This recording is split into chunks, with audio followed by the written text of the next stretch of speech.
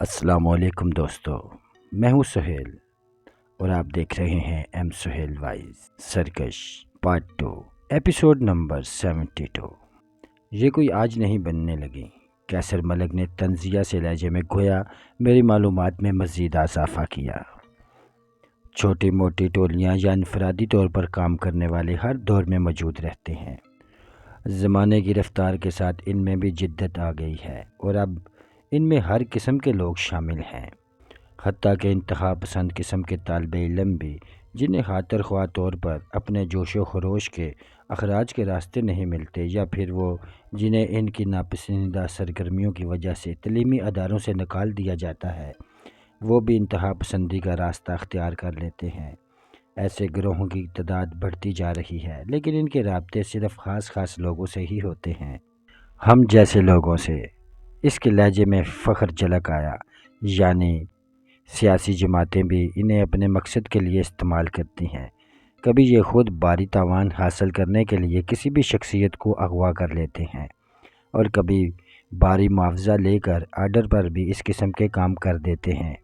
کیسر ملک یہ سب کچھ مجھے بڑے خوشگوار انداز میں مجھے بتا رہا تھا، جیسے کچھ دیر کے لیے وہ بھول گیا ہو کہ ہم کن حالات میں ایک دوسرے کے سامنے کھڑے ہیں۔ ایک لمحے کے لیے تو مجھے گمان گزرا کہ کوئی نوجوان مجھے حالات حاضرہ پر لیکچر دے رہا ہے۔ جن گروہوں کی وہ بات کر رہا تھا، ان کے بارے میں نے اڑتی سی باتیں سنی تھیں، لیکن کبھی انہیں اہمیت نہیں دی تھی، اور نہ ہی یہ اندازہ ہوا تھا کہ وہ اس قدر مضبوط اور بے خوف ہوتے ہوں گے۔ آج ان سے واسطہ بھی پڑ گیا تھا اور ان کی مضبوطی کا بھی اندازہ ہو گیا تھا۔ تاہم اب بھی اس قسم کے لوگ ہمارے لیے کوئی زیادہ بڑا مسئلہ نہیں تھے۔ میں تو صرف بے پرواہی اور ضرورت سے زیادہ خود اعتمادی کے باعث مارا گیا تھا۔ حیرت مجھے اس بات پر تھی کہ کیسر ملک اتنے اطمینان سے مجھے یہ سب کچھ کیوں بتا رہا تھا۔ یقیناً اس کے ذہن کے کسی گوشے میں یہ خیال موجود تھا کہ مجھے اب یہاں سے واپس تو جانا نہیں ہے، جو میں ان معاملات سے کوئی فائدہ اٹھا لوں گا یا کسی اور تک یہ باتیں پہنچا سکوں گا۔ میں نے غیر محسوس طور پر ارد گرد کا جائزہ لیا۔ کیسر ملک کے آدمی بڑی ذمہ داری سے مجھے ہتھیاروں کے زد میں لیے کھڑے تھے۔ اسی دوران کیسر ملک کا وہ مینیجر ٹائپ آدمی بھی لوٹ آیا۔ وہاں موجود لوگوں میں میرے علاوہ غالباً وہ واحد آدمی تھا جس کے پاس کوئی ہتھیار نہیں تھا۔ کیسر ملک کے پاس بھی کم سے کم ایک ریوالور ضرور موجود تھا، جس کا دستہ اس کی واسکٹ سے جھانک رہا تھا۔ کیا مجھے دن چڑھے تک اسی طرح اپنے دربار میں کھڑے رکھنا ہے؟ میں نے بیزاری سے کہا۔ اگر مجھے ہلاک ہی کرنا ہے تو کر دو۔ جس شخص کو تم ہلاک کرنے کا فیصلہ کر لیتے ہو اور وہ تمہارے قابو میں بھی ہے، اس کے لیے اتنا وقت ضائع کرنے کی کیا ضرورت ہے؟ کس نے کہا کہ میں تمہاری جان لینا چاہتا ہوں؟ اس نے معصومیت سے آنکھیں پھیلائیں۔ مجھے کیا فائدہ ہوگا تمہاری جان لے کر؟ تو پھر کیا واقعی تم نے میرے اعزاز میں جشن برپا کرنے کے لیے مجھے اغوا کرایا ہے؟ میں نے مسکراتے ہوئے پوچھا۔ نہیں، وہ تو میں مذاق کر رہا تھا، وہ سنجیدگی سے بولا۔ تم سے کام ضرور وہی ہے جو میں ایک مرتبہ تمہیں پہلے بھی بتا چکا ہوں۔ ابا جی زندہ ہیں یا مردہ، تم مجھے ان کا پتہ دے دو، اور بس اس کے بعد تم جا سکتے ہو۔ مجھے ہنسی آتے رہ گئی۔ کیا وہ مجھے اتنا ہی معصوم سمجھ رہا تھا کہ میں اس کی بات پر یقین کر لیتا کہ اپنے زندہ یا مردہ باپ کا پتہ پانے کے بعد وہ واقعی مجھے جانے دے گا؟ اس کا جواب میں تمہیں شہر میں ہی دے چکا ہوں، میں نے سنجیدگی سے کہا۔ تمہارا کیا خیال تھا کہ اس طرح اغوا کر کے یہاں لائے جانے کے بعد میرے جواب میں کوئی تبدیلی آ جائے گی؟ ہاں، اس نے بلا تامل کہا۔ ہمارے علاقے میں آنے کے بعد، اور خاص طور پر ہمارے قابو میں آنے کے بعد، لوگ عموماً اپنے بیانات پر نظر ثانی کر لیتے ہیں۔ ہمارے پاس اب اتنا وقت بھی نہیں ہے کہ تمہیں غور و فکر کے لیے مہلت دے سکیں۔ میرا صبر اور انتظار پہلے ہی جواب دے چکے ہیں۔ تمہیں ابھی اور اسی وقت فیصلہ کرنا ہوگا۔ اگر تم ابا جی کو ہلاک کر چکے ہو تب بھی میں تمہیں معاف کر دوں گا، صرف ان کی لاش کا پتہ دو کہ وہ کہاں ہے۔ اب تو مجھے حسرت سی محسوس ہونے لگی ہے کہ کاش یہ بات واقعی مجھے معلوم ہوتی۔ اگر تم مجھے خدمت کا موقع دو تو میں باہر کی کسی سراغ رساں کمپنی کی خدمت حاصل کر کے تمہارے باپ کی لاش تلاش کروا دیتا ہوں۔ میرے پاس اب کوئی فضول بات سننے کا بھی وقت نہیں ہے۔ اگر تم مجھے ابا جی کے بارے میں کچھ نہیں بتاؤ گے تو پھر مجبوراً مجھے تمہاری ہلاکت کی زحمت کرنی پڑے گی، لیکن یہ مرحلہ اتنا آسان نہیں ہوگا۔ اس سے پہلے اور بہت سے مرحلے آئیں گے جن کے دوران تم موت مانگو گے مگر وہ تمہیں نہیں ملے گی۔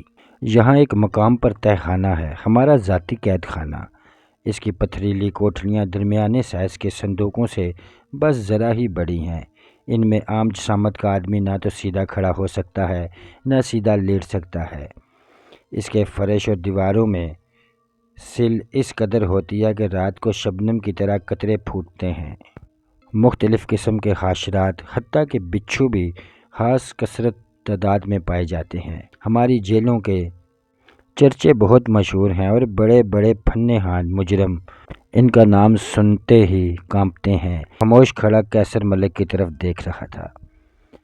وہ اسی ٹھہرے ٹھہرے لہجے میں بات جاری رکھتے ہوئے بولا، اس قید خانے میں تمہارے ساتھ جو کچھ ہوگا وہ رومن بادشاہوں کے زمانے کی کوئی بھیانک لرزہ خیز اور ناقابل یقین کہانی معلوم ہوگی۔ تم جاندار اور مضبوط قوت ارادی کے آدمی معلوم ہوتے ہو۔ ان مراحل سے گزر کر بھی اگر تم نے زبان نہ کھولی تو پھر ہمارے پاس ایک آدمی ہے جو اس طرح سے زندہ آدمی کی صحیح سالم کھال اس صفائی سے اتارتا ہے کہ چہرے کے ایک نقوش تک بھی فرق نہیں آتا۔ اس کے بعد ہم اس پر ایک خاص کیمیکل کا سپرے کرتے ہیں اور اسے کھولتے ہوئے تیل کے ایک بہت بڑے کڑاہے میں ڈال دیتے ہیں، بالکل اسی طرح جیسے دکانوں پر مچھلی تلی جاتی ہے۔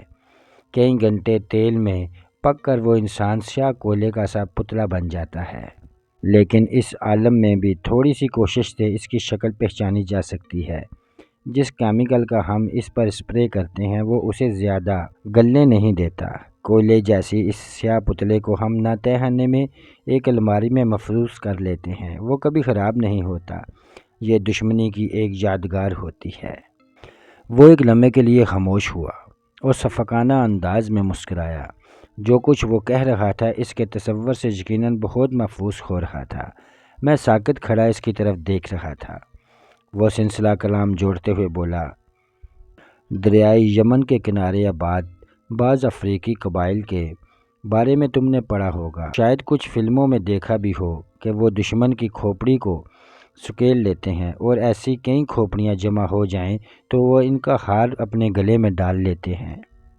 وہ بھی دراصل کھوپڑیاں نہیں ہوتی، یہ تو تمہیں معلوم ہی ہوگا۔ در حقیقت گردن تک انسان کے چہرے اور سر کی کھال بالوں سمیت نہایت حفاظت سے اتار لی جاتی ہے اور اسے کسی ماحول میں پکایا جاتا ہے تو وہ سکڑ جاتی ہیں، تاہم اس کے نقوش اس طرح محفوظ رہتے ہیں، وہ گویا مقتول کے چہرے کا ایک چھوٹا سا خول ہوتا ہے، دشمنی کی ایک یادگار ہوتی ہے۔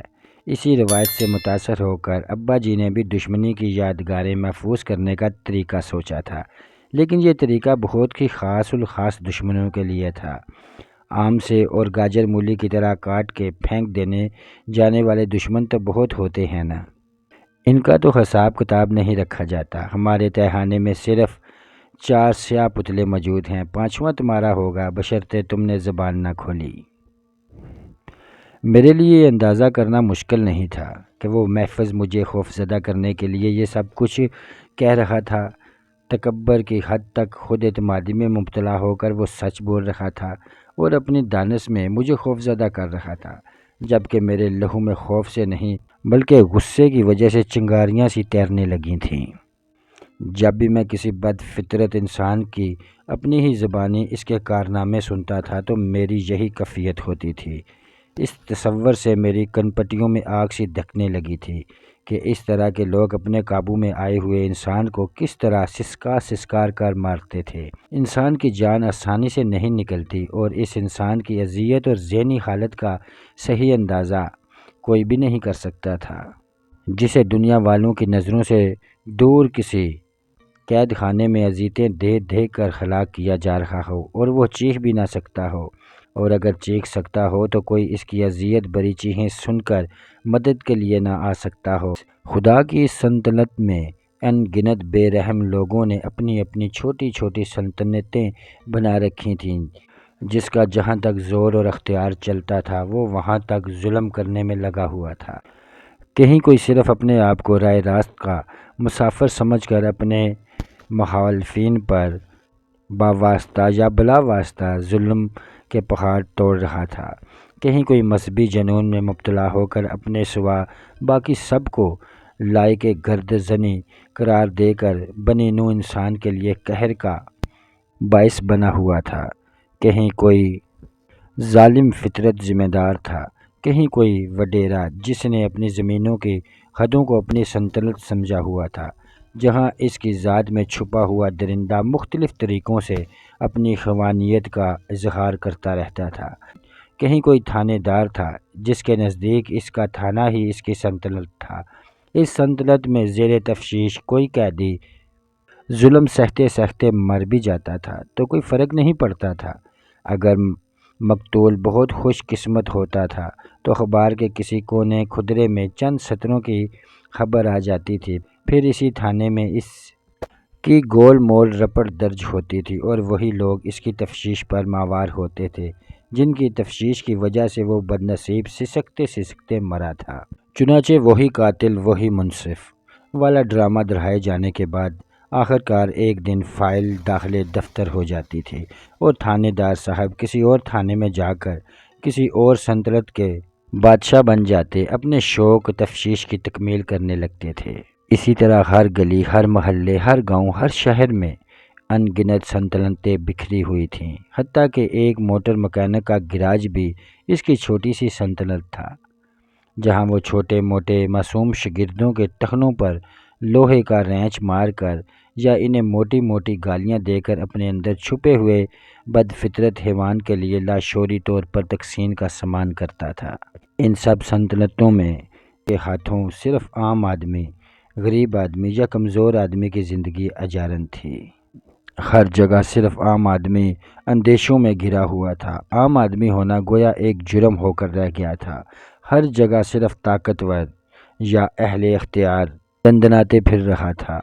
دنیا کی یہ شکل کچھ زیادہ اچھی نہیں تھی۔ میں دنیا کو خوبصورت دیکھنا چاہتا تھا، لیکن افسوس یہی تھا کہ میں اپنی جگہ خاصا طاقتور ہوتے ہوئے بھی دنیا کے کسی ایک چھوٹے سے گوشے کی حالت بھی شاید نہیں بدل سکتا تھا، اور اس وقت تو ویسے ہی میں خود نہایت بے بسی کے عالم میں ایک چھوٹے سے فرعون کے سامنے کھڑا ہوا تھا، لیکن اس عالم میں بھی مجھے اپنے انجام کی کچھ زیادہ پرواہ نہیں تھی۔ میرا تصور اب بھی ان نامعلوم، ان دیکھے اور انجانے لوگوں کے انجام میں بھٹک رکھا تھا جو قیصر ملک اور اس کے باپ کے احکامات پر نہ جانے کیا کیا اذیتیں اٹھا کر اس دنیا سے رخصت ہو چکے تھے۔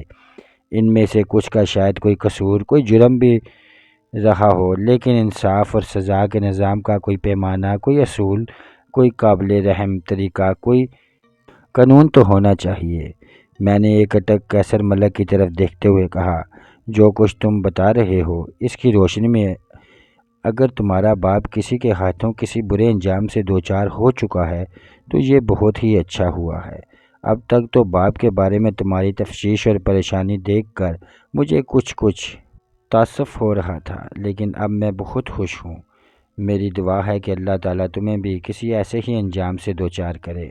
قیصر ملک نے خوش دلی سے بلند قہقہ لگایا۔ ابھی سے دل جلی بوڑھیوں کی طرح کوسنے پر اتر آئے، ابھی تو تماشا شروع ہی نہیں ہوا۔ میں نے اپنے ناپسندہ ترین آدمیوں کی فہرست میں تمہارا نام لکھ لیا ہے۔ زندگی نے مہلت دی تو میں تمہیں بتاؤں گا کہ میرے ناپسندہ ترین آدمیوں کا انجام کیا ہوتا ہے۔ میں نے اس کی بات پر توجہ نہ دیتے ہوئے کہا، زندگی یقیناً تمہیں مہلت دے سکتی ہے۔ وہ یکدم سنجیدہ ہوتے ہوئے اور اپنے لہجے میں اخلاص پیدا کرنے کی کوشش کرتے ہوئے بولا، اور ہمیں ایک دوسرے کے انجام کے بارے میں بھی اتنا تردد کرنے کی ضرورت نہیں۔ آخر تم ابا جی کے بارے میں کچھ بتا کیوں نہیں دیتے؟ اس بار میں نے جواب دینے کی ضرورت نہیں سمجھی۔ اس نے ایک لمحے خاموشی سے انتظار کیا، پھر غالباً قطعی طور پر مایوس ہو کر وہ یکدم طیش میں آ گیا۔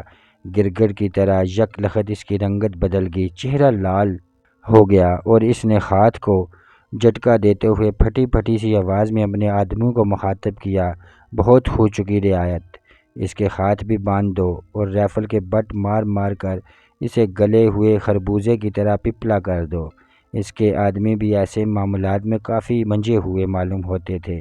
ان میں سے کوئی ایک دم جوش میں آ کر میری طرف نہیں بڑھا بلکہ 2 آدمی نہایت محتاط انداز میں میری طرف بڑھے۔ باقی 4 آدمیوں نے مختلف زاویوں سے مجھے نشانے پر لیے رکھا۔ اس کے باوجود میرا خیال تھا کہ وہ 2 آدمی جب میرے ہاتھ باندھنے کے لیے میرے قریب پہنچیں گے تو میں کوئی آخری وار کھیلنے کی کوشش کروں گا، کیونکہ فی الحال یہی غنیمت تھا کہ کم سے کم میرے ہاتھ تو آزاد تھے۔ ہاتھ دوبارہ بندھ جانے کے بعد تو میرے بچنے کا کوئی امکان ہی نہیں تھا۔ موت کی آخر تو سنائی دے ہی رہی تھی۔ بہتر یہی تھا کہ موت کو دردناک بنانے کے بجائے کچھ کر گزرنے کی کوشش کی جائے۔ میں نے کوشش کی کہ چہرے سے پوری طرح مایوس دل گرفتہ نظر آؤں، لیکن در حقیقت میں پوری تیاری سے منتظر تھا کہ وہ دونوں میرے بالکل قریب پہنچ جائیں۔ ان کے ہاتھ خالی تھے، انہوں نے اپنی گنیں مینیجر کو تھما دی تھیں۔ وہ مجھ سے 2 قدم کے فاصلے پر تھے کہ ایک زوردار دھماکہ ہوا۔ حویلی میں جیسے کوئی بم پھٹا، بلکہ یہ تشویش کی تو بات ہی نہیں تھی، یقیناً بم ہی پھٹا تھا۔ دھماکہ اتنا شدید تھا کہ میری طرف بڑھنے والوں میں سے ایک اوندے منہ گر پڑا۔ میرے دائیں ہاتھ پہ کھڑے ہوئے ایک شخص کے ہاتھ سے رائفل چھوٹ کر گر پڑی۔ خود قیصر ملک بوکھلا کر کرسی سے تقریباً گر پڑا۔ جس دیوار کے قریب ہم کھڑے تھے اس میں دراڑ نمودار ہوئی۔ اس کے عقب میں حویلی کی اصل عمارت میں ہی دھماکہ ہوا تھا۔ دور فضا میں یکدم بارود اور مٹی کی بو پھیل گئی۔ چھتوں اور دیواروں کے زمین بوس ہونے کی گڑگڑاہٹ سنائی دی تھی، اور اسی کے ساتھ گھٹی گھٹی سی انسانی چیخیں بھی سنائی دی تھیں۔ یہ سب کچھ گویا ایک ثانیے میں ہو گیا تھا، اور اسی ایک ثانیے میں میں گویا سب کے رد و عمل کا جائزہ لینے میں ہی مصروف تھا۔ پھر مجھے خیال آیا کہ یہ تو قدرت نے مجھے موقع فراہم کیا تھا۔ سب لوگ خواص باختہ ہو چکے تھے، صرف ایک رائفل بردار کی رائفل میری طرف اٹھی رہ گئی تھی، اور اس کی بھی غالباً سمجھ میں نہیں آ رہا تھا کہ کیا کرے۔ وہ مجھ سے 2 قدم کے فاصلے پر تھا۔ اسکول کے زمانے میں آپ نے شاید اس ریس میں حصہ لیا ہو جس میں دونوں ٹانگیں باندھ دی جاتی تھیں۔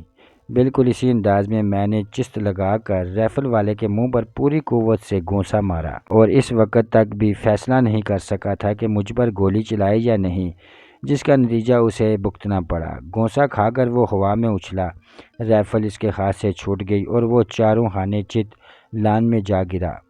اسی لمحے قیصر ملک شاید ہوش میں آیا اور پھٹی پھٹی آواز میں چلایا، جانے نہ پائے۔ پھر اسے زور کی کھانسی آ گئی۔ اس نے ریوالور نکال کر مجھ پر فائر بھی کیا، لیکن شاید بدحواسی میں وہ اتنا آسان نشانہ بھی نہیں لے سکا۔ اس کے ساتھ ہی کڑکا سا ہوا اور برآمدے کی بتیاں بھی بجھ گئیں، شاید تاریں بھی دھماکے سے ٹوٹ کر شارٹ ہو گئی تھیں۔ اس اندھیرے میں قیصر ملک دیوانوں کی طرح چیخنے لگا۔ وہ گندی گندی گالیاں دے رہا تھا۔ معلوم نہیں مجھے یا اپنے آدمیوں کو، فوری طور پر تو یہی محسوس ہوا تھا کہ گپ اندھیرا چھا گیا ہے، لیکن در حقیقت طویل لان پر تاروں کی نہایت مدھم روشنی موجود تھی، اور میں کینگرو کی طرح اچھلتا ہوا عقبی دیوار کی طرف دوڑتا چلا جا رہا تھا۔ شاید وہ لوگ اپنی تمام تر بدحواسی اور افراتفری کے باوجود مجھے پکڑ لیتے یا گولی کا نشانہ بنا دیتے، لیکن اسی لمحے ایک اور ویسا ہی زوردار دھماکہ ہوا۔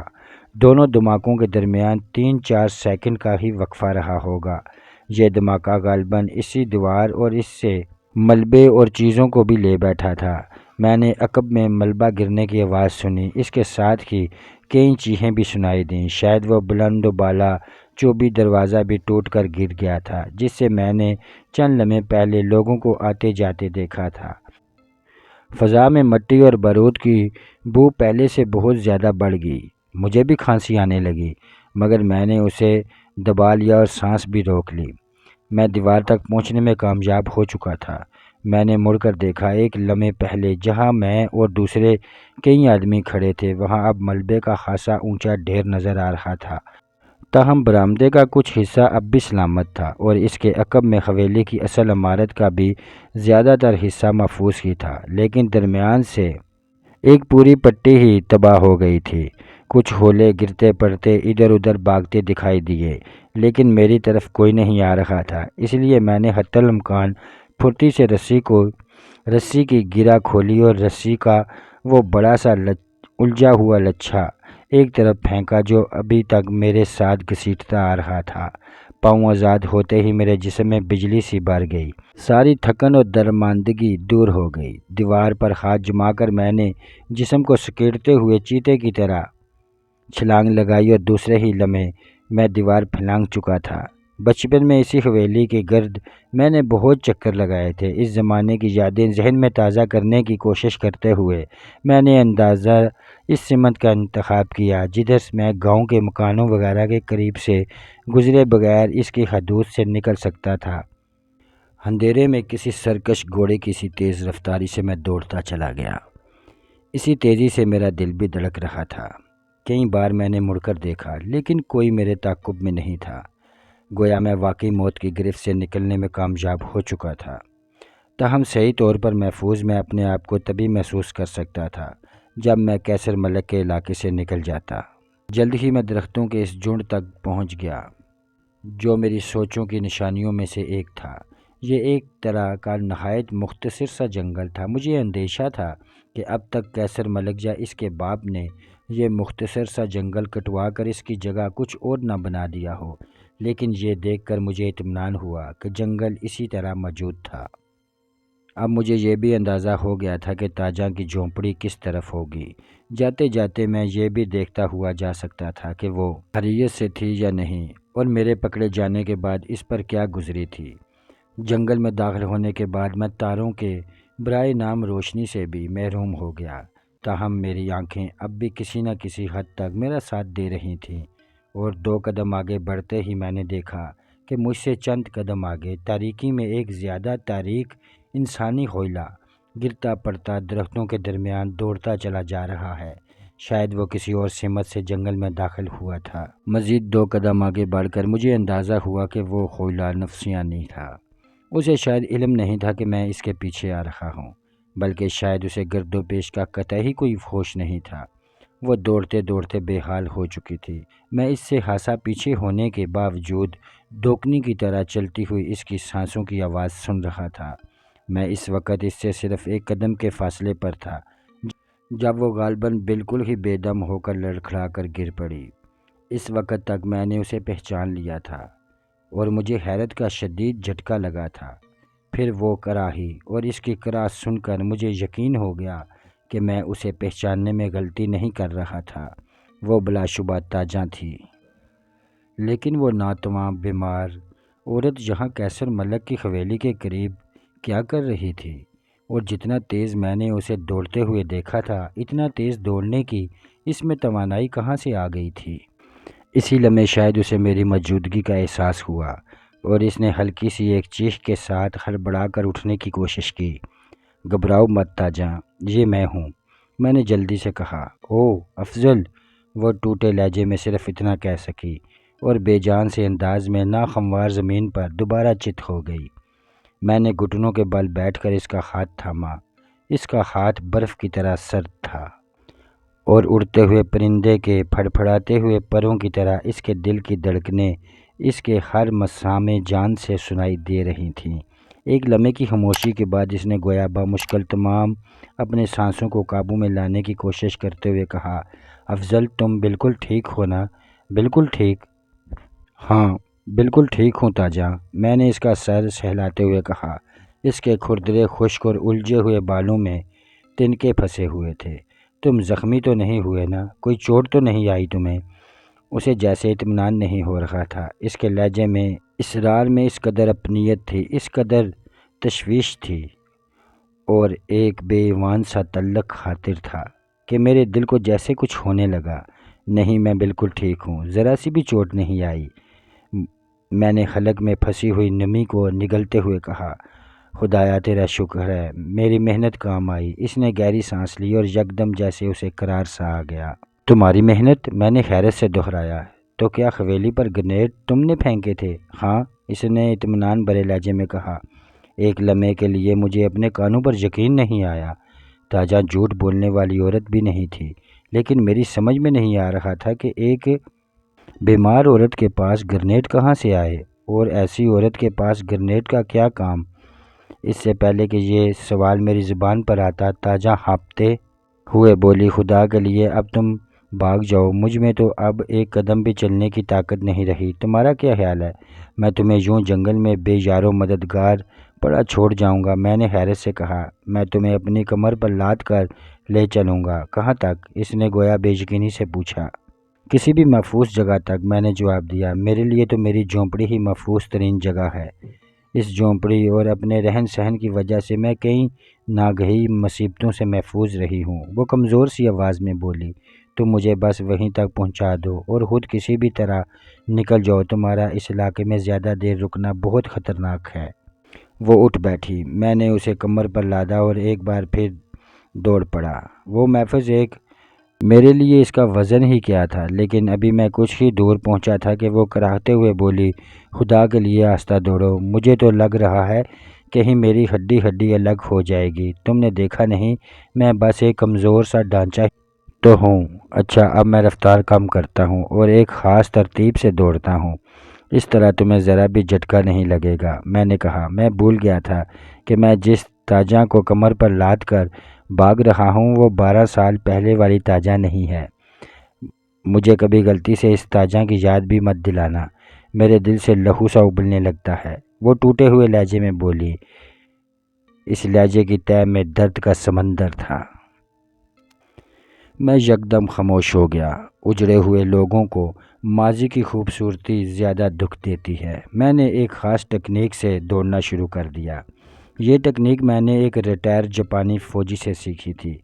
یہ زخمی سپاہیوں کو کمر پر لاد کر دوڑنے کی ٹیکنیک تھی۔ اس میں زخمیوں کو تکلیف کم ہوتی تھی اور خون بھی کم سے کم بہتا تھا۔ مجھے روزمرہ زندگی میں جو بھی قابل آدمی ملتا تھا، میں اس سے کچھ نہ کچھ سیکھنے کی کوشش ضرور کرتا تھا۔ تمہیں راستہ معلوم ہے؟ چند لمحے بعد تاجا نے پوچھا۔ اب اس کا لہجہ قدرے پرسکون تھا۔ ہاں، اب تو اندازہ ہے، میں نے جواب دیا۔ مختصر سے جنگل سے نکلنے کے بعد میں ناک کی سیدھ میں ہی چلتا رہا اور آخرکار تاجا کی جھونپڑی تک جا پہنچا۔ جھونپڑی میں ٹمٹماتی ہوئی لالٹین اب بھی روشن تھی اور دروازہ اسی طرح کھلا تھا جس طرح اس وقت تھا جب اغوا کرنے والوں میں سے ایک نوجوان نے ریوالور کے بل پر مجھے یہاں سے نکالا تھا۔ جھونپڑی میں داخل ہو کر میں نے تاجا کو اس کی چارپائی کے قریب کمر سے اتارا۔ وہ اترتے ہی صرف ایک لمحے کے لیے اپنے پیروں پر کھڑی ہوئی، پھر دم سے چارپائی پر گر گئی اور گہری گہری سانسیں لینے لگی۔ پھر میری طرف دیکھتے ہوئے عجیب سے انداز میں مسکرائی۔ تمہیں مجھ کو یوں پیٹھ پر لاد کر لاتے ہوئے ذرا بھی کراہت محسوس نہیں ہوئی؟ اس نے بے یقینی سے پوچھا۔ کئی بار اس کے لہجے میں مجھے یہی بے یقینی رچی ہوئی محسوس ہوئی تھی۔ شاید دنیا پر سے اس کا اعتبار اٹھ چکا تھا۔ چھوٹی چھوٹی باتوں پر بھی اسے مشکل سے یقین آتا تھا۔ کراہت کیوں محسوس ہوتی؟ میں نے سادگی سے پوچھا۔ مجھے چھوت کی بیماری ہے نا؟ اس نے گویا کسی جرم کا اعتراف کیا۔ اگر تم بیمار ہو تو یہ کوئی تمہارا جرم تو نہیں ہے، میں نے سرسری سے لہجے میں کہا، اور پھر میرے ذہن نے تو ابھی تک تمہاری اس حالت کو قبول ہی نہیں کیا۔ میں جب بھی تم پر نظر ڈالتا ہوں تو میری چشم تصور مجھے وہی 12 سال پہلے والی تاجا دکھاتی ہے، لمبی تڑنگی حسین جٹی، دور سے دل کھینچ لینے والی۔ میں نے پہلے بھی کہا تھا کہ مجھے ماضی کی تاجا مت یاد دلاؤ۔ وہ میری بات کاٹتے ہوئے بولی، یہ میرے سوال کا صحیح جواب نہیں ہے۔ تمہارے سوال کا صحیح جواب یہ ہے کہ انسان کی زندگی میں اکثر و بیشتر ایسے لمحے آتے ہی رہتے ہیں جب وہ حفظان صحت کے اصولوں سے بالاتر ہو کر کوئی عمل کرتا ہے۔ جو لوگ دل سے اچھے لگتے ہیں ان کے سامنے طبی نصیحتیں دری رہ جاتی ہیں۔ تم نے میرے لیے زندگی داؤ پر لگائی، میں تم سے گھن کھاتا۔ مجھے تمہارا سوال بالکل اچھا نہیں لگا۔ میری زندگی کا کیا ہے؟ یہ بے وقت اور بے معنی زندگی ہے، کچھ بیکار سی سانسوں کا مجموعہ جو موت کے انتظار میں خرچ ہو رہی ہیں۔ یہ زندگی کوڑے کے ڈھیر پر پڑے ہوئی روٹی کے باسی ٹکڑے کی طرح ہے جسے کتا سونگھ کر چھوڑ دیتا ہے۔ اس کے الفاظ زہریلے تھے مگر اس کے لہجے میں زہر نہیں تھا۔ تھکے ٹوٹے انسان کے لہجے میں زہر نہیں ہوتا۔ ایک عرصے سے لوگ میرے قریب آتے ہوئے بھی ڈرتے ہیں۔ ایک وقت آئے گا کہ لوگ پھر تمہارے قریب آنے کو ترسیں گے، میں نے وصوف سے کہا۔ بس اب تم جاؤ، اچانک وہ جرجری سی لے کر بولی۔ تم انسان کو باتوں میں بہت بری طرح الجھا لیتے ہو۔ خوبصورت خواب دیکھنے لگتے ہیں لوگ، لیکن یہ وقت ایسی باتوں کا نہیں۔ جلد سے جلد یہاں سے دور نکل جاؤ۔ جانا تو مجھے ہے ہی، لیکن میں سوالوں کی خلش ساتھ لے کر نہیں جانا چاہتا۔ جہاں اتنی دیر ہوئی ہے وہاں تھوڑی سی دیر اور سہی، میں نے بے پرواہی سے کہا۔ یہ بتاؤ تمہارے پاس گرنیٹ کہاں سے آئے تھے؟ وہ جیسے کچھ یاد کر کے عجیب سے انداز میں ہنسی۔ ایک بار ایک گھبرایا ہوا سا گاہک آیا تھا میرے پاس، اس نے تکیے کے نیچے سے سستی سی سگریٹ کا پیکٹ نکال کر سگریٹ سلگائی اور دھواں اگلتے ہوئے سلسلہ کلام جوڑا۔ بہت پریشان تھا وہ، کہنے لگا میرے پیچھے پولیس لگی ہوئی ہے، مجھے ایک رات کے لیے چھپا لو، بہت پیسے دوں گا۔ مجھے تو عرصے سے کسی بات کی پرواہ ہی نہیں تھی، پیسوں کی ضرورت انسان کو بھی رہتی ہے، پیسوں کے بغیر تو انسان کو کفن دفن بھی نصیب نہیں ہوتا نا۔ میں نے اسے ٹھہرا لیا۔ رات کو اس نے اپنے بیگ سے 2 انناس سے نکالے اور کہنے لگا انہیں کہیں چھپا دو۔ میرے پاس بلا چھپانے کے لیے کون سی تجوری رکھی تھی؟ میں نے انہیں پیتل کے اس دیگچی میں ڈال دیا۔ اس نے کانس پر رکھی ہوئی بڑی سی دیچکی کی طرف اشارہ کیا۔ پھر وہ مسکراتے ہوئے بولی، پتہ نہیں کون تھا اور کیا چکر تھا اس کے ساتھ، لیکن تھا سچا آدمی، کم سے کم میرے ساتھ اس نے کوئی جھوٹ نہیں بولا۔ آتے ہی یہ بھی بتا دیا کہ اس کے پیچھے پولیس لگی ہوئی ہے۔ پھر میں نے پوچھا یہ انناس سے کیا ہے تو اس نے صاف بتا دیا کہ بم ہے۔ میں نے یوں ہی پوچھا کہ کیسے چلتے ہیں تو اس نے وہ بھی سمجھا دیا کہ کیسے پن نکالتے ہیں اور کیسے پھینکتے ہیں۔ پھر میں انہیں دیچکی میں رکھ کر بھول گئی، وہ بھی کبھی لوٹ کر نہیں آیا۔ پولیس بھی اس کے تعاقب میں کم سے کم میرے پاس تو نہیں آئی۔ اس کے بعد کئی مرتبہ ایسا بھی ہوا کہ کوئی گاہک فرمائش کرتا، ارے تاجاں تیرے پاس کھانے کو کچھ نہیں ہے، بڑی بھوک لگی ہے، تو میں کہتی ذرا ٹھہرو میں تجھے بم پکا کر کھلاتی ہوں۔ وہ مذاق سمجھتا اور بات مذاق ہی میں آئی گئی ہو جاتی، اور اب ایک عرصے سے تو میں انہیں بالکل ہی بھول گئی تھی۔ وہ خاموش ہو کر سانس درست کرنے لگی، پھر مسکراتے ہوئے بولی، وہ جو کہتے ہیں نا کہ رکھی ہوئی چیز کبھی نہ کبھی کام ضرور آتی ہے، تو آج مجھے اس بات پر پورا یقین آ گیا۔ یہاں سے جب اس نوجوان نے پستول دکھا کر تمہیں باہر نکالا اور تم اسے بے ہوش کر کے بھاگ گئے تو میں بڑی خوش تھی کہ تم نکلنے میں کامیاب ہو گئے ہو، لیکن پھر کچھ دیر بعد ایک آدمی اپنے اس ساتھی کو ڈھونڈنے آیا جسے تم بے ہوش کر کے ڈال گئے تھے۔ میں اس وقت چھپ گئی تھی۔ وہ آدمی پانی کے چھینٹے وغیرہ دے کر اپنے ساتھی کو ہوش میں لایا اور بڑے مسرور لہجے میں اسے بتانے لگا کہ شکار گرے میں آ رہا ہے اور خود ہی حویلی کی طرف جا رہا ہے۔ پھر وہ دونوں وہاں سے روانہ ہو گئے۔ میں کچھ دیر جھونپڑی کے پیچھے چھپی سوچتی رہی کہ مجھے کچھ نہ کچھ کرنا چاہیے۔ مجھے اپنی بے بسی اور کمزوری پر رونا آ رہا تھا۔ میں کسی قابل بھی تو نہیں تھی، لیکن میرے اندر کچھ جذبہ تھا جو مجھے چین سے نہیں بیٹھنے دے رہا تھا۔ پھر مجھے وہ دستی بم یاد آئے۔ میں نے سوچا کوشش کر دیکھتی ہوں، شاید میری کوشش کسی کام آ ہی جائے۔ میں دونوں بم اٹھا کر اندھیرے میں گرتی پڑتی، ہانپتی کانپتی ان کے پیچھے پیچھے ہی حویلی پہنچ گئی۔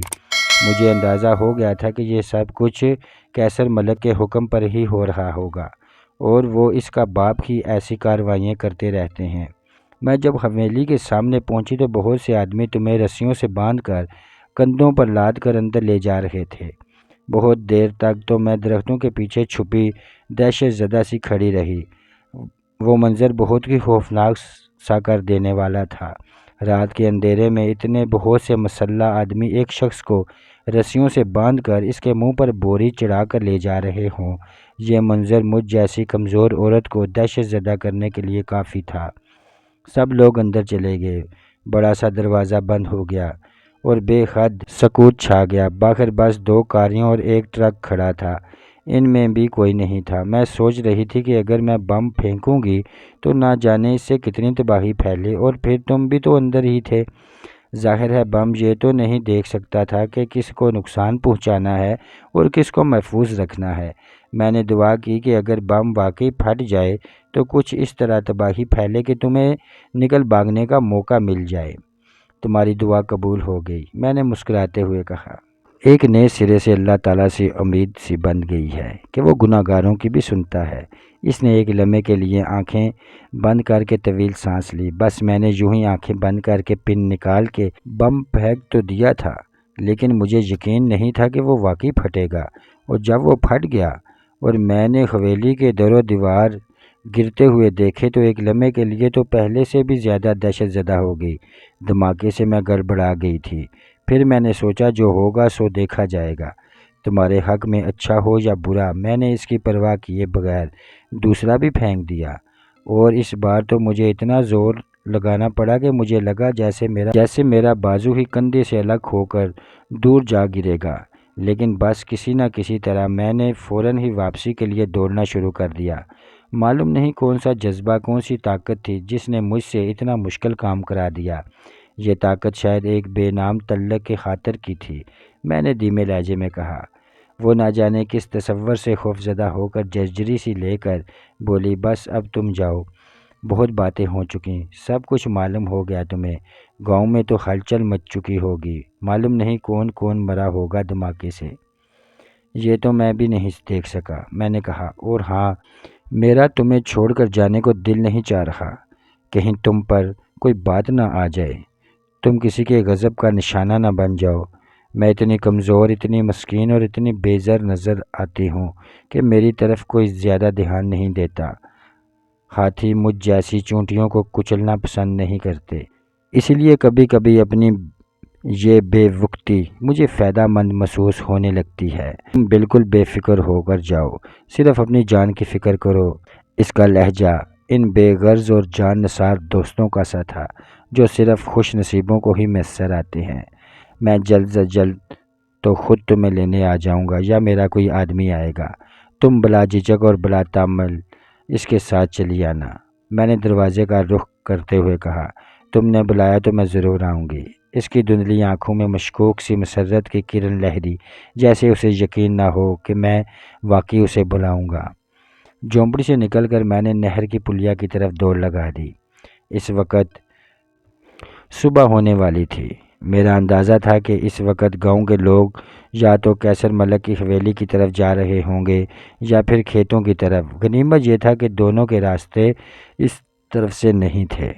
نہر پار کر کے کچھ فاصلہ طے کرنے کے بعد میں چھوٹی سڑک پر پہنچ سکتا تھا، لیکن ایک چیز مجھے پریشان کر رہی تھی کہ اس سڑک پر بسوں کی آمد و رفت بہت کم تھی۔ گھنٹے 2 گھنٹے بعد کوئی بس آتی تھی، اور اتنی دیر بس کے انتظار میں کھڑے ہونا میرے لیے خطرے سے خالی نہیں تھا۔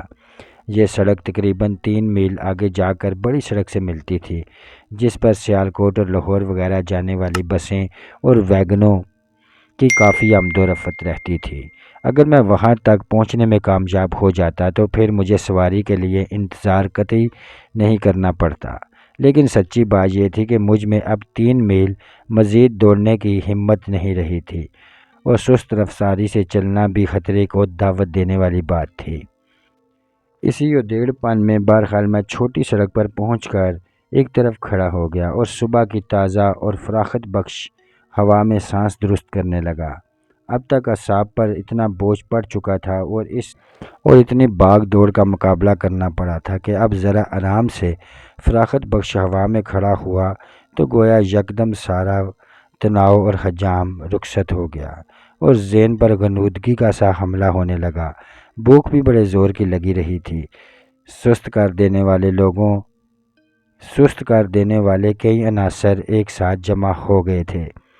میں نے سر جھٹک کر اپنے آپ کو چوکنا رکھنے کی کوشش کی، اور اسی لمحے میری نظر دور سے آتے ہوئے ایک سائیکل سوار پر پڑی۔ صبح صادق کی سرمئی اجالے میں وہ دھیرے دھیرے سست سے انداز میں پیڈل مارتا آ رہا تھا۔ میرا سست پڑا ہوا ذہن دوبارہ کچھ جاگ اٹھا۔ پیدل چلنے سے تو سائیکل پھر بھی غنیمت تھی۔ سائیکل سوار میرے گاؤں کی طرف نہیں مڑا بلکہ سیدھا ہی آتا رہا۔ شاید وہ بڑی سڑک کی طرف ہی جا رہا تھا۔ اب میں صاف طور پر اسے دیکھ سکتا تھا۔ وہ ایک عام سا ڈھیلا ڈالا اور دیہاتی تھا، گھٹنوں سے ذرا نیچے دھوتی، لمبا سا ڈھیلا ڈالا کرتا، سر پر مختصر سی پگڑی اور کندھے پر رومال۔ انجانے تفسرات میں گم پیڈل کی حرکت کے ساتھ ادھر ادھر کو ہلتا ہوا وہ میرے خاصے قریب آن پہنچا۔ تب اچانک ہی اس کی نظر مجھ پر پڑی، اور وہ یوں بکھلا کر سائیکل سے گرتے گرتے بچا جیسے اس نے کسی مگرمچھ کو خشکی پر رینگتے دیکھ لیا ہو۔ میں نے اسے رکنے کے لیے ہاتھ دیا تو وہ بریک لگائے بغیر ہی سائیکل سے اتر پڑا اور کچھ دور تک سائیکل کے ساتھ ہی دوڑتا ہوا آیا۔ اگر میں ایک طرف نہ ہٹ جاتا تو وہ یقیناً سائیکل میری ٹانگوں میں گھسیٹ دیتا۔ سائیکل کو قریب سے دیکھ کر مجھے قدرے مایوسی ہوئی۔ زنگ آلودہ سی اس سائیکل کے انجر پنجر ڈھیلے ہی معلوم ہوتے تھے، لیکن پھر مجھے یاد آیا کہ زندگی میں ایک بار پہلے بھی ایسی ہی ایک کھٹارا سائیکل بہت اہم موقع پر میرے کام آ چکی تھی۔ کہاں جا رہے ہو بھائی؟ میں نے اس کو سہارا دے کر سنبھالتے ہوئے نرم لہجے میں پوچھا۔ وہ شکرگر موڑ تک اس نے سنبھل کر اپنی حالت پر قدرے جھجکتے ہوئے کہا، اگر تم مجھے بھی ساتھ بٹھا کر وہاں تک لے چلو تو تمہاری بہت ہی مہربانی ہوگی۔ میں نے درخواست کی، لیکن پھر مجھے خیال آیا کہ وہ بیچارہ خاصا ناتوان سا آدمی تھا۔ وہ تو اکیلا ہی رینگنے کسی رفتار سے آ رہا تھا۔ مجھے بٹھا کر تو شاید پیڈل کو حرکت دینا اس کے بس میں نہ رہے، اس لیے میں نے جلدی سے کہا، بلکہ اخلاق کا تقاضا تو یہ ہے کہ تم آرام سے آگے بیٹھو، میں چلاتا ہوں۔ جیسے تمہاری مرضی بھائی صاحب۔ اس نے کچھ اس انداز سے کہا گویا میں نے بہت اصرار کیا ہو اور وہ میرے اصرار کے سامنے مجبور ہو گیا ہو۔ شاید وہ خود بھی تھکا ہوا تھا۔ اس کی سائیکل پر پیچھے دودھ کا ایک درمیانے سائز کا ڈرم لٹکا ہوا تھا اور کیریئر پر گنوں کا خاصا بڑا گٹھا لدا ہوا تھا۔ میں نے سائیکل سنبھالی تو وہ اچک کر آگے بیٹھ گیا اور غیر ارادی طور پر اس نے سکون کی سانس لی۔ دل ہی دل میں وہ یقیناً خوش تھا کہ اسے سائیکل چلانے سے نجات مل گئی تھی۔ لیکن جب کچھ دور تک آرام سے چلانے کے بعد میں نے اپنی مرضی کے مطابق سائیکل کی رفتار بڑھانا شروع کی تو اس کے ہوش اڑنا شروع ہوئے۔ میری بچی کھچی تمام توانائی میری ٹانگوں میں سمٹ آئی۔ ذرا سی دیر میں وہ کھٹارا سائیکل ہوا سے باتیں کرنے لگی تو اس کا مالک بیچارہ بری طرح بوکھلا گیا۔ سائیکل بھی شاید اپنی تیاری کے دن سے لے کر آج تک اتنی رفتار سے نہیں چلی تھی، اور اب اس عالم میں جب کہ اس کے تمام اعضاء اور اجزاء کھڑکھڑانے لگے تھے، اس کی رفتار سے چلنے کی بالکل ہی عادت نہیں رہی ہوگی۔ چنانچہ اس کا ہر پرزہ پوری طاقت سے آذری کر رہا تھا۔ وہ کہنے کو ایک سائیکل تھی مگر شور تقریباً ایک ٹرک جتنا مچا رہی تھی۔ پیچھے کیریئر پر دودھ کا ڈرم بری طرح کھڑکھڑا رہا تھا۔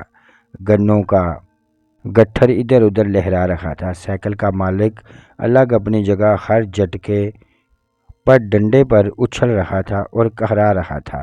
ایک بار دودھ کے ڈرم کی کھڑکھڑاہٹ بڑھی تو وہ چلایا، بھائی یہ ڈرم گر جائے گا، پرواہ مت کرو، تم دوسرا ڈرم لے لینا۔ میں نے چلا کر اسے تسلی دی، بلکہ ایسے 4 ڈرم لے لینا۔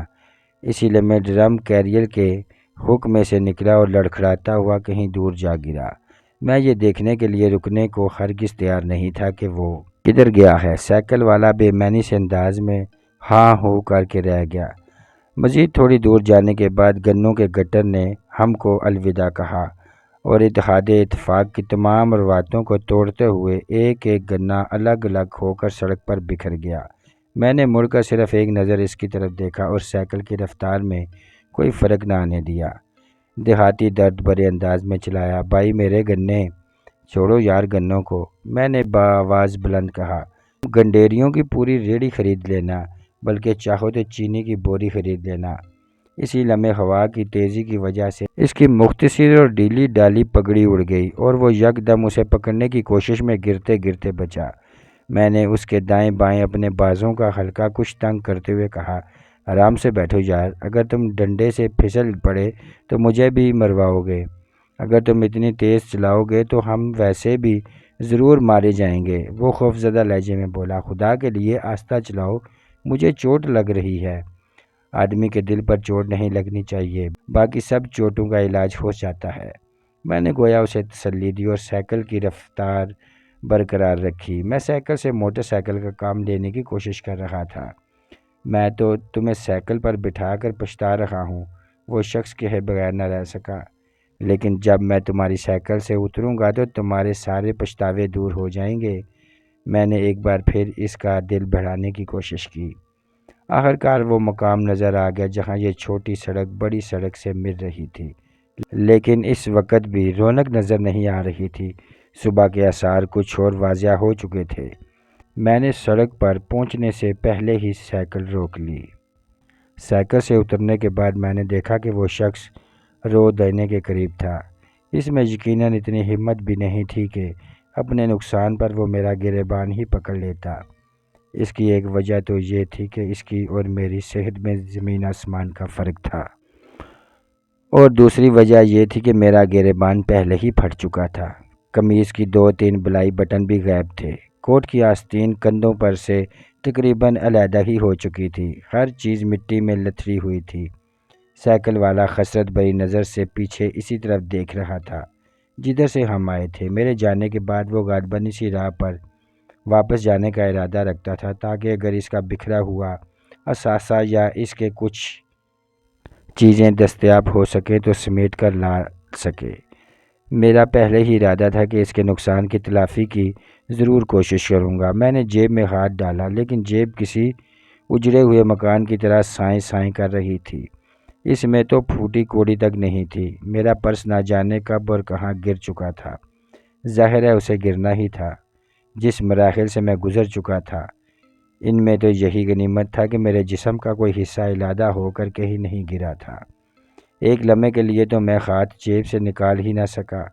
شرمندہ سا اپنی جگہ کھڑا رہ گیا جبکہ سائیکل والا برا سا منہ بنائے میری طرف دیکھ رہا تھا۔ میں نے دل ہی دل میں یہ شکر ادا کرتے ہوئے جیب سے ہاتھ نکال لیا کہ میں اپنے پرس میں رقم کے علاوہ کوئی اہم چیز نہیں رکھتا۔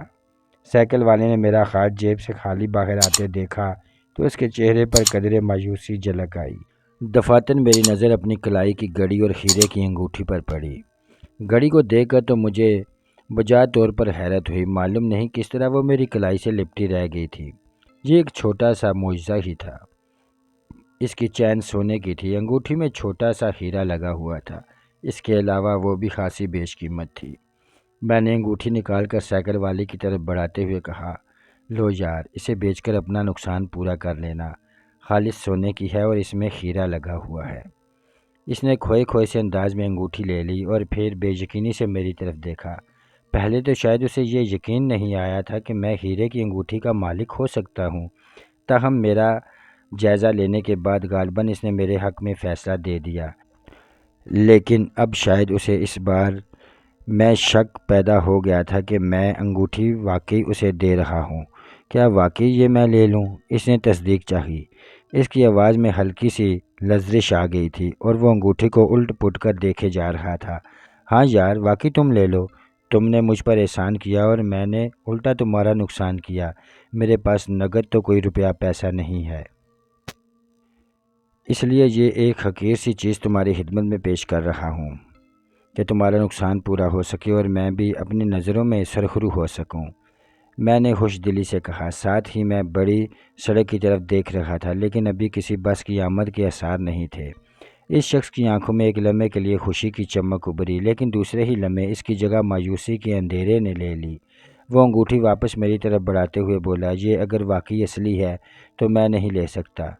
میں اگر اسے بیچنے گیا تو پولیس مجھے پکڑ لے گی کہ میرے پاس اتنی قیمتی چیز کہاں سے آئی۔ وہ بھی ٹھیک کہہ رہا تھا۔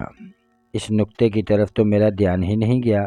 غریب آدمی تو بیچارہ کسی سے غیر متوقع انعام بھی نہیں لے سکتا۔ میں نے اس کا کندھا تھپکاتے ہوئے کہا، تم رکھ تو لو، جب کبھی حالات مناسب نظر آئیں یا بغیر کسی خطرے کے اسے فروخت کرنے کا موقع میسر آئے تو کر دینا۔ اب اور کیا کیا جا سکتا ہے؟ میری سمجھ میں بھی نہیں آ رہا تھا کہ اس کا حل یا متبادل کیا ہو سکتا ہے۔ اس شخص نے قدرے تہذیب کے سے عالم میں انگوٹھی جیب میں رکھ لی۔ اسی انصار میں مجھے سڑک پر بس آتی دکھائی دی۔ اچانک مجھے خیال آیا کہ کرائے کے لیے بھی تو پیسے درکار ہوں گے۔ اب میں کنیکٹر سے تو نہیں کہہ سکتا تھا کہ بھائی میں ذرا گاؤں کی سیر کو آیا تھا اور یہاں میری جیب کٹ گئی، اور نہ ہی میں اسے اپنی اصل داستان غم سنا سکتا تھا۔ میں نے بے اختیار اس دیہاتی سے کہا، یار کچھ پیسے ہوں گے تمہارے پاس؟ اس کی آنکھیں پھٹی کی پھٹی رہ گئیں۔ شاید اسے مجھ سے اس بے تکلفی کی توقع نہیں تھی، خصوصاً جو کچھ اس کے ساتھ ہو چکا تھا۔ اس کے بعد تو پیسوں کی فرمائش کرنا اس کے زخموں پر نمک چھڑکنے کے مترادف تھا۔ لیکن پھر شاید اس نے انگوٹھی کے حوالے سے یہ سوچا کہ میں نے اس کے نقصان کی تلافی کی کوشش تو کی تھی، تب اس نے جیب میں ہاتھ ڈال کر 1 روپے کا مڑا توڑا اور میلا سا نوٹ اور ایک چونی نکالی۔ قدرے شرمندے سے لہجے میں وہ بولا، میرے پاس تو یہی رقم ہے جناب، اس رقم سے یقیناً مجھے کوئی خاص فائدہ نہیں پہنچ سکتا تھا، لاہور کا کرایہ اتنا کم تو نہیں ہو سکتا۔ میں نے اس کو نہ لینا ہی بہتر سمجھا اور ایک بار پھر دوستانہ انداز میں اس کا کندھا تھپتاتے ہوئے کہا، بہت شکریہ میرے یار، اس سے کام نہیں چلے گا، اسے تم ہی رکھو، تمہارے تو کسی نہ کسی کام آ ہی جائیں گے یہ پیسے، رب رکھا۔ میں سڑک کی طرف دوڑ پڑا۔ صبح کا اجالا چونکہ ابھی صحیح طور پر نہیں پھیلا تھا، اس لیے بس کی ہیڈ لائٹ روشن تھیں۔ اسٹاپ پر چونکہ اور کوئی نہیں تھا، اس لیے میں نے سڑک کے تقریباً درمیان میں ہی پہنچ کر ہاتھ ہلانا شروع کر دیا کہ کہیں ڈرائیور مجھے نظر انداز کرتے ہوئے نہ گزر جائے۔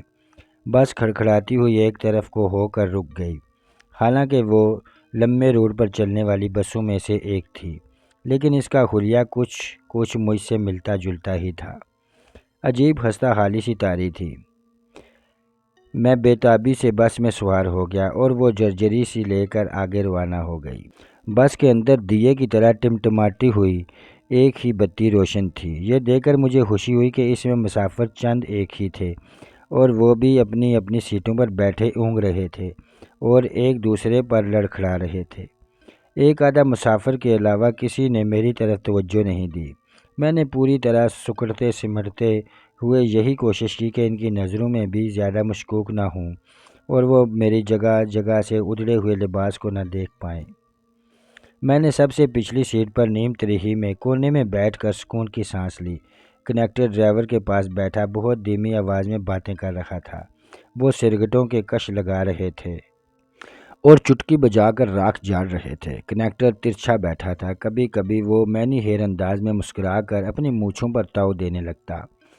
پھر اس نے غالباً بادل نخواستہ گفتگو کا سلسلہ کچھ دیر کے لیے ملتوی کیا اور فرائض روزگار کی ادائیگی کے لیے اٹھ کھڑا ہوا۔ پیسوں کے تھیلے میں ہاتھ ڈالے وہ میرے قریب آیا اور پیشہ ورانہ لہجے میں بولا، ٹکٹ بھائی صاحب۔ میں نے اسے اپنی طرف جھکنے کا اشارہ کیا۔ مجھ سے اگلی کئی سیٹوں پر کوئی نہیں تھا، اس کے باوجود میں نے اس سے سرگوشی میں بات کرنا ہی بہتر سمجھا۔ بس پورے زور و شور سے کھڑکھڑاتی ہوئی اب خاصی تیز رفتاری سے منزل کی طرف رواں تھی۔ کنیکٹر قدرے ہچکچاہٹ اور کچھ حیرت کے ساتھ میری طرف جھکا تو میں نے نہایت دھیمے لہجے میں کہا، برادران عزیز، پیسہ دھیلا میرے پاس کوئی نہیں ہے اور میرا لاہور پہنچنا ضروری ہے۔ میں کسی چکر میں پھنس گیا تھا، میرا سب کچھ گر گیا ہے۔ یہ گھڑی میرے پاس رہ گئی ہے، یہ تم رکھ لو، اس کی چین سونے کی ہے اور کافی قیمتی گھڑی ہے۔ 8-10 روپے کرائے کے بدلے میں یہ بری تو نہیں، اونے پونے بھی بیچو گے تو 8-10 ہزار میں بک جائے گی، کیا خیال ہے؟ ایک لمحے کے لیے تو وہ بالکل خاموش اور اسی طرح جھکا رہ گیا۔ الفاظ کا مطلب گویا بہت آستگی سے اس پر واضح ہوا۔ اس نے میری آنکھوں میں جھانکا اور ایک طویل سانس لی۔ اصل افسوس اسے گویا کرایہ نہ ملنے کا نہیں بلکہ کوئی اہم بات ادھوری چھوڑ کر اٹھ کے آنے کا تھا۔ اس کی نظریں کہہ رہی تھیں، اگر مجھے معلوم ہوتا تو میں یہ چند قدم کا فاصلہ طے کرنے کی زحمت ہی نہ کرتا۔ میں نے گھڑی اتار کر اس کی طرف بڑھا دی تھی اور یہ اطمینان کر لیا تھا کہ کوئی مڑ کر ہماری طرف نہیں دیکھ رہا۔ کنیکٹر نے ایک لمحے کچھ سوچا، پھر نرمی سے میرا ہاتھ گھڑی سمیت پیچھے کرتے ہوئے بولا، کوئی بات نہیں بھائی صاحب، کرایہ نہیں ہے تو کیا ہوا، اور 10-20 کی ضرورت ہے تو ہم سے لے لو، اتنی قیمتی چیز ہم کو کیوں دے رہے ہو؟ ہم کنیکٹر ہیں، کوئی ڈاکو تو نہیں۔ اس کی آواز کھردری لیکن اس کے لہجے میں خلاف توقع نرمی تھی۔ اس کا رویہ بھی میری توقع کے برعکس تھا، ورنہ جو کچھ میں نے اس مخلوق کے بارے میں سنا تھا اور بچپن یا لڑکپن کے جو تجربات تھے، ان سے تو یہی معلوم ہوتا تھا کہ کرائے میں 2-4 آنے کم ہونے پر بھی یہ لوگ مسافر کی اچھی خاصی بے عزتی کر دیتے ہیں۔ لیکن بات پھر وہی آ جاتی ہے کہ ہر لائن میں ہر طرح کے لوگ ہوتے ہیں۔ وہ ڈھیلے ڈالے سے انداز میں چلتا ہوا واپس ڈرائیور کے پاس جا بیٹھا اور وہ دونوں ایک بار پھر سر جوڑ کر باتوں میں مصروف ہو گئے۔ تاہم کنیکٹر کبھی کبھار مڑ کر میری طرف دیکھ لیتا تھا، لیکن یہ مجھے یقین تھا کہ اس نے ڈرائیور کو میرے بارے میں نہیں بتایا تھا۔ میں دل ہی دل میں اس شخص کا بے حد شکر گزار تھا۔ بات بظاہر کچھ بھی نہیں تھی، لیکن در حقیقت اس شخص نے میرا بہت بڑا مسئلہ حل کیا تھا۔ حالات کا کچھ پتہ نہیں ہوتا، بعض اوقات صرف 5-10 روپے کی وجہ سے انسان کتنی بڑی مشکل میں پھنس جاتا ہے، اس کا صحیح معنوں میں اندازہ مجھے آج ہوا تھا۔ میں اس پوزیشن میں بھی نہیں تھا کہ کنیکٹر ڈرائیور کو مار پیٹ کر یا کسی اور طریقے سے مجبور کر سکتا کہ وہ مجھے بس میں سفر کرنے دیتے، اور اس سڑک سے بس کے علاوہ کوئی اور سواری میسر آنی مشکل تھی۔ سفر بخیر و عافیت ہی گزر گیا۔ دن چڑھنے تک تو یہ عالم ہو گیا تھا کہ بس گویا سڑک کے کنارے نظر آنے والے ہر درخت اور ہر جھاڑی کے پاس رکتی ہوئی جا رہی تھی، کیونکہ ہر درخت اور ہر جھاڑی کے پاس کوئی نہ کوئی مسافر گٹھلی، پوٹری یا ٹرنک اٹھائے کھڑا ہوتا تھا۔ یہ لوگوں کے اپنے ہی مقرر کردہ بس سٹاپ تھے۔ 10 بجے تک یہ عالم ہو گیا کہ بس تو مجھے کہیں نظر ہی نہیں آ رہی تھی۔ دائیں بائیں اوپر نیچے بس مسافر ہی مسافر تھے۔ میں کھڑکی کے پاس بیٹھا تھا، لیکن کھڑکی سے باہر دیکھنے سے قاصر تھا۔ میں اس وقت اپنے آپ کو دوسرے بہت سے تربوزوں کے انبار تلے دبا ہوا ایک تربوز محسوس کر رہا تھا۔ موسم حالانکہ سردیوں کا تھا، لیکن بس کے اندر موسم تبدیل ہو چکا تھا۔ یہاں تو اچھی خاصی گرمیاں آ گئی تھیں۔ اندر گو کے تل درنے کی جگہ نہیں رہی تھی، لیکن بس ڈگمگاتی ڈولتی اب بھی جگہ جگہ رکتی جا رہی تھی، اور ہر جگہ کنیکٹر یہی آواز لگا رہا تھا، اندر تے آؤ پا جی، بڑی جگہ ہے، دل وچ جگہ ہونی چاہیے۔ میں اسے دیکھ نہیں پا رہا تھا، لیکن اندازہ ہو رہا تھا کہ وہ اب بھی مزید مسافروں کو اندر ٹھوسے جا رہا تھا، اور اپنے اس کمال کے لیے وہ بلا شبہ کسی نہ کسی ایوارڈ کا مستحق تھا۔ ورنہ میں تو یہی سوچ کر پریشان تھا کہ جو مسافر اب تک اندر ٹھوسے جا چکے ہیں، انہیں کیسے باہر نکالا جائے گا، جبکہ اس میں مزید مسافر ٹھوسنا بس کے اندر کی گھٹن اور مختلف لوگوں کے پسینے کی مہک سے میرا دل خراب ہونے لگا۔ اوپر سے میں بہت تنگ سی جگہ میں پھنسا بیٹھا تھا۔ 2 سیٹوں کے درمیان جگہ اتنی کم تھی کہ مجھ جیسے لمبے تنگے آدمی کے لیے تو اس جگہ میں اپنی ٹانگیں فٹ کرنا ہی ایک مسئلہ تھا۔ مزید یہ کہ آڑے ترچھے کھڑے ہوئے لوگ ہر طرف سے مجھ پر جھکے ہوئے تھے۔ ایک بار تو میں یہ سوچنے پر مجبور ہو گیا کہ اس سے تو بہتر تھا میں پیدل لاہور کی طرف سفر شروع کر دیتا۔ دوسرے ہی لمحے مجھے خیال آیا کہ شاید میری آرام دہ زندگی اور ایک عرصے سے میرے ارد گرد پھیلی ہوئی آسانیوں نے مجھ پر اثر کرنا شروع کر دیا ہے۔ ورنہ ایک عام انسان کی زندگی تو یہی ہے۔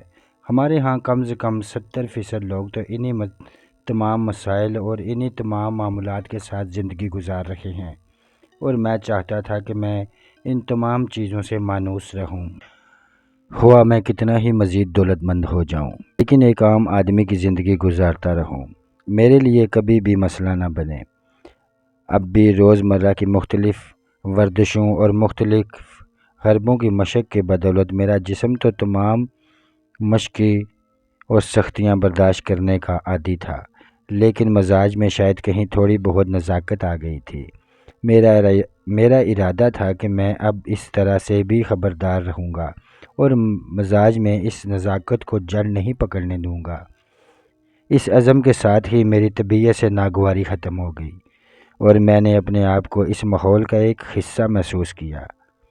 اسی لمحے ایک اور مسئلے نے ستانا شروع کر دیا۔ بھوک پیاس بڑی شدت سے محسوس ہونے لگی۔ میں اچھا خاصا خوش خوراک آدمی تھا، اور خاصا طویل وقت میں نے کڑی مشقت اور بھاگ دوڑ میں گزار دیا تھا۔ اس دوران ایک لقمہ بھی میرے منہ میں نہیں گیا تھا، اور ایک بوند پانی بھی نہیں پیا تھا۔ اب حالات کا تناؤ کچھ کم ہوا تھا تو معدے وغیرہ نے بھی بڑی شدت سے اپنی موجودگی کا احساس دلانا شروع کر دیا تھا، بلکہ اب تو گویا معدے میں ٹھیسیں سی اٹھ رہی تھیں۔ راستے میں زیادہ تر سٹاپ قصبے دیہات کے تھے۔ بس جہاں بھی رکتی باہر سے نوجوان اور بچوں کی بات بات کی آوازیں سنائی دیتیں۔ میں بامشکل انسانی بازو، گردنوں اور پگڑیوں کے درمیان کوئی جری سی پا کر کھڑکی سے باہر دیکھتا۔ مختلف عمروں کے لڑکے مختلف چیزیں فروخت کرنے کی کوشش میں دیوانہ وار بس کے چکر لگاتے نظر آتے۔ کوئی تھال میں پکوڑے سجائے ہوئے تھا، اور کوئی کنوں مالٹے اٹھائے ہوئے تھا۔ کسی نے گنڈیریوں کی تھیلی انگلیوں میں پھنسائی ہوئی تھی، تو کسی نے دال، مونگ اور مونگ پھلی کی تھیلیاں ہاتھ میں اٹھائی بھاگا پھر رہا تھا، اور نمونے کے طور پر اور سب مسافروں کو دکھا رہا تھا۔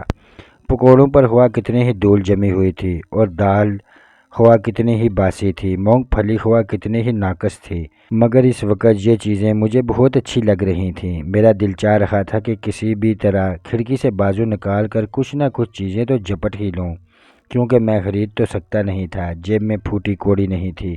مگر اس خواہش کی تمام تر شدت کے باوجود میں مضبوطی سے منہ بند کیے اور اپنے آپ کو سکڑے سمیٹے اس طرح بے حس و حرکت بیٹھا رہا۔ خدا خدا کر کے مجھے آوازوں سے یہ اندازہ ہونے لگا کہ ہم لاہور کے قریب پہنچ رہے ہیں۔ اسی دوران بس میں سے ہجوم بھی جھٹنے لگا تھا اور مسافر اس حالت میں واپس آنے لگے تھے، اپنے آپ کو تربوز کی بجائے انسان محسوس کر سکتے۔ ٹول ٹیکس کی کراسنگ سے گزرنے کے بعد تو بس میں بہت ہی کم مسافر رہ گئے۔